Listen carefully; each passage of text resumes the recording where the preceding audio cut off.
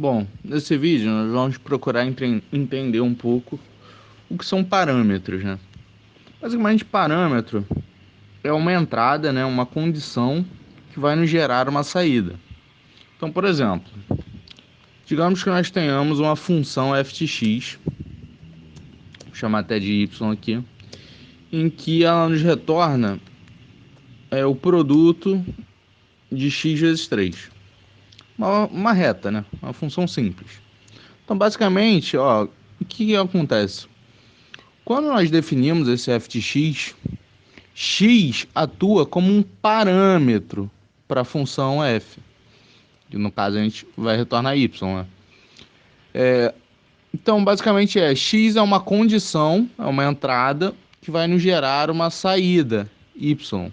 Então, x atua como um parâmetro. Então, vamos abrir um subprocedimento, vamos chamar aqui de vezes 3.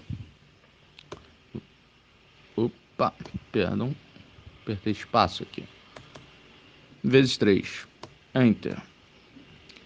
Caso a gente quisesse criar essa função, o que a gente teria que fazer aqui? A gente teria que declarar x, declarar y, aí vir aqui embaixo, definir x, no caso eu quero que a primeira entrada seja x igual a 10, definir aí a função y, que no caso é x vezes 3, vai aqui pedir para abrir uma caixa de mensagem retornando o resultado. Perfeito? Então vamos executar aqui. Nos retornou 30 a resposta. Só que o que acontece? Aqui nós temos x atuando como um parâmetro para y. Ou seja, existe uma interdependência, uma correlação entre x e y. Então, só que, e caso eu quisesse mudar o valor de x, quisesse utilizar mais de uma vez esse subprocedimento, eu teria que procurar o subprocedimento, ver o tipo da minha variável, para ver o que tipo de valores ela pode receber, no caso ela só pode receber inteiros, vir até onde foi declarado o valor da variável x, e então fazer a mudança. Mudei para 15, vai retornar 45. Perfeito. Só que o que acontece? Isso, para aplicações pontuais, pode até ser executado. Não é recomendado, mas funciona. Vai resolver seu problema. Mas caso você queira desenvolver subprocedimentos que precisem de mais de uma interação, mais de uma entrada, ou então de uma entrada um pouco mais, digamos assim, interativa ao usuário. No caso, aqui a gente vai estar, entre aspas, engessada a declaração. Ela não vai te dar tanta liberdade de variação do valor de x. E com isso ela acaba engessando também sua resposta. Então o que a gente poderia fazer? Vamos declarar agora um novo subprocedimento. Vamos chamar de vezes 3 de novo. Só que dessa vez a gente vai dar a entrada de x atuando como um parâmetro. Vamos declarar aqui um parâmetro para o subprocedimento. Você vai reparar que agora já existe a diferença. Entre aspas, entre os parênteses, ao invés de ficar um vazio, eu passei a variável x.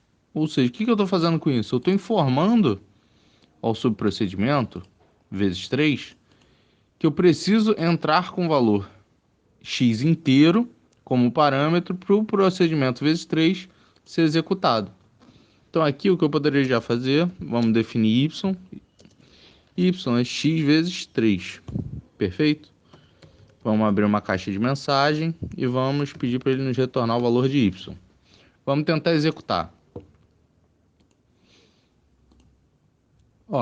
Ele retornou aqui uma caixa com macro, você vai reparar que está vazio. Ele não reconheceu o nosso macro vezes 3. Por que isso? O que eu acabei de informar? Eu informei para o subprocedimento que eu criei um subprocedimento chamado vezes 3.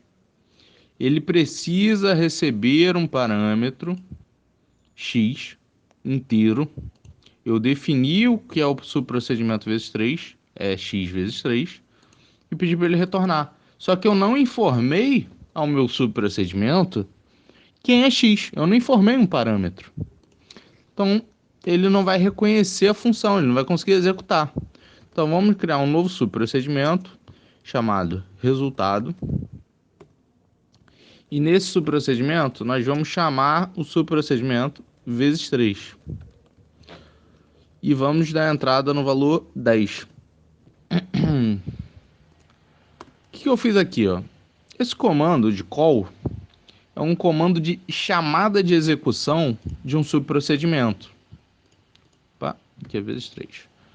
É um comando de chamada de execução de um subprocedimento. Então, ou seja, eu defini o subprocedimento vezes 3, o que é. Ó, subprocedimento vezes 3 recebe x, retorna x vezes 3 e retorna uma caixa com resultado. E aqui eu vou estar fazendo a chamada de execução desse subprocedimento. Então eu defino e eu executo o procedimento. Só que dessa vez eu defini o parâmetro. Então ele vai executar, entende? Então basicamente, quando você atua com subprocedimentos com parâmetros, você vai, em um subprocedimento, você vai definir ele, quem é ele, e em outros subprocedimentos, você vai poder executar de forma interativa, ou seja, recebendo um parâmetro, retornando valor. Então aqui é muito mais simples você gerar várias interações, ou seja, testar várias vezes, ou então usar em várias numerações, né? Para diferentes parâmetros.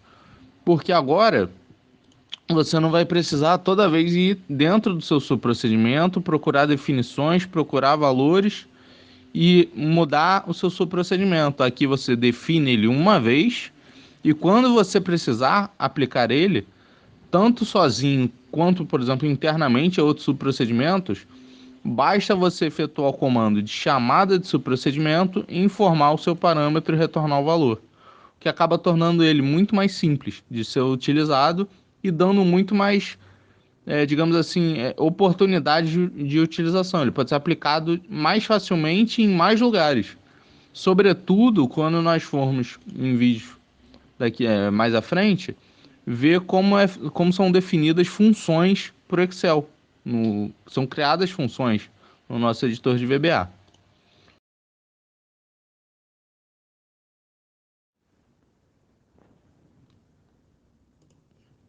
Bom, como forma de resumo, então, aqui embaixo eu adicionei o que seria nossa forma comum, né, de gerar um subprocedimento, como forma de a gente ter uma boa visualização comparativa entre as vantagens de você criar um subprocedimento entrando um parâmetro e sem entrar um parâmetro, fazendo a definição interna. Primeira coisa que a gente pode ver aqui que é bem nítido, que quando você cria um subprocedimento que depende de um parâmetro, você só vai precisar declarar o tipo do parâmetro. O subprocedimento, ao você informar o parâmetro, ele já vai entender os tipos das outras variáveis que vão se correlacionar com ele. Então, por exemplo, aqui no nosso caso, nossa função é y igual a x vezes 3. Nós informamos ao subprocedimento que x é um inteiro. Ele vai receber que y é x vezes 3 e já vai associar que vai entrar um inteiro, vai ser multiplicado por outro inteiro. Então ele já entende sozinho que y também vai ser do tipo inteiro. Então você já ganha de não precisar declarar cada tipo de variável. E com isso, por exemplo, digamos que você fosse declarar aqui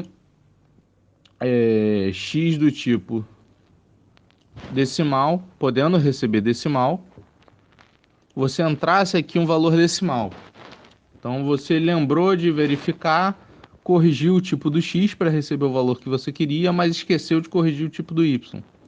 Então isso aqui vai te gerar um erro. Você não vai conseguir executar, porque você corrigiu uma declaração de tipo, de variável, mas não corrigiu a outra. Enquanto que nesse caso em que você deu entrada em um parâmetro, você só precisa fazer um. Com isso você reduz sua chance de erro de execução, sobretudo por questão de classificação de tipo. Então, além do que, a gente conseguiu transformar um código de 4 linhas basicamente em 2 linhas. Então, com isso, com você enxugando o seu código para o mínimo necessário de comandos, você vai também reduzir as suas chances de erro.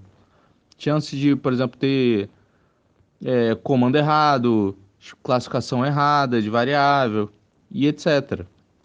E, além do fato, que já foi dito prévio, que aqui, caso você quisesse fazer mais de uma interação, aplicar mais de uma vez o seu procedimento, você teria que variar a definição toda vez que você quisesse fazer uma nova aplicação. Você ia ter que verificar, fazer uma mudança de definição de quem é X para poder ter um resultado novo.